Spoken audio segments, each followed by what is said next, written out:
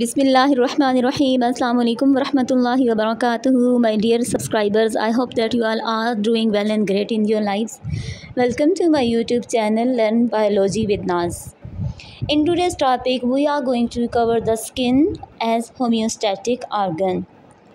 So first of all, we must know what is meant by homeostasis. It means the maintenance of internal conditions of body at equilibrium despite of changes in external environment. So why is homeostasis important? It is important for the proper functioning of enzymes. Now moving toward the main topic, that is the skin. सबसे पहले हम देखेंगे कि what is meant by skin, इसको define किस तरह से किया जाता है. So it's define as the largest organ of body that is comprises of water, protein, fats and minerals. अक्सर आपसे ये क्वेश्चन पूछा जाता है या MCQ पूछा जाता है कि which one is the largest organ of body. So you must know that is skin. Now moving toward the layers of skin. तो आपकी स्किन की 3 मेन लेयर्स होती हैं. Above one is the epidermis, below the epidermis is dermis, and the third one is hypodermis. Hypo means below dermis. It is made up of subcutaneous tissues. Subcutaneous tissues या subcutaneous layer का मतलब होता है कि सबसे निचले वाली, beneath of all the layers is called subcutaneous layer. सबसे पहले हम देखेंगे डिटेल में एपिडर्मिस को कि व्हाट्स इज डेफिनेशन. तो outer layer covering the body is called epidermis. जो आपकी आउटर स्किन आपकी बॉडी की आपको नज़र आती है, ठीक है, उसको आप क्या नाम देते हैं? Epidermis. So its function is protect the inner parts of body, के आपकी बॉडी के तमाम इंटरनल ऑर्गन्स को क्या करना? प्रोटेक्ट करना. Second one is dermis. Dermis is the inner layer containing blood vessels, sensory nerve endings, sweat and oil glands, hair and fat cells. तो आपकी ब्लड वेसल्स को, आपके फैट एंड ऑयल सेल्स को और आपके स्वेट एंड ऑयल ग्लैंड्स को cover करने वाली जो लेयर होती है उसको हम क्या नाम देते हैं? डर्मिस का. What are its functions?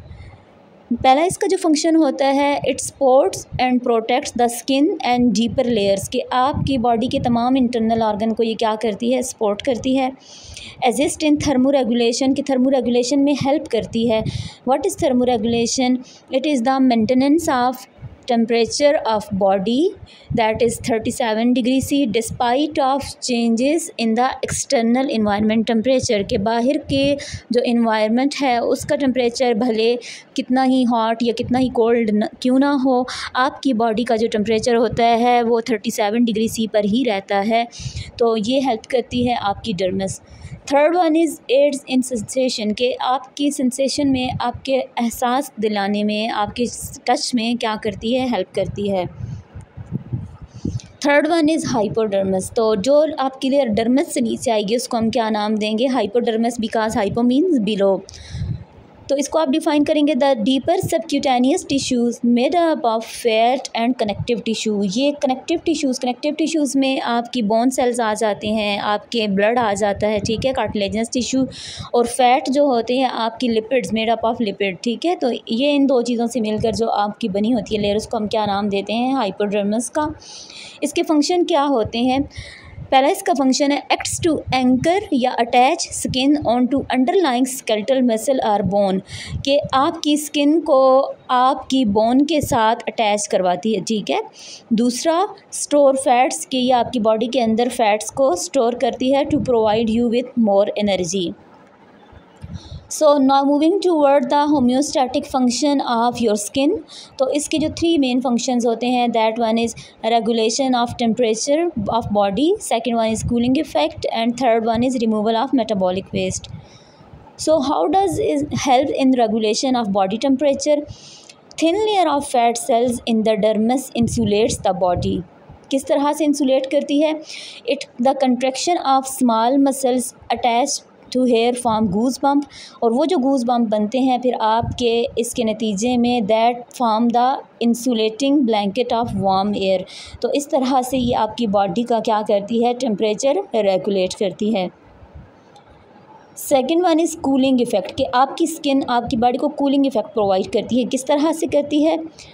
When sweat is produced by sweat gland and excess heat escape through evaporation, तो जब आपकी बॉडी से एवापोरेशन होती है तो एवापोरेशन का प्रोसेस हमेशा क्या करता है, आपकी बॉडी में कूलिंग इफ़ेक्ट करता है।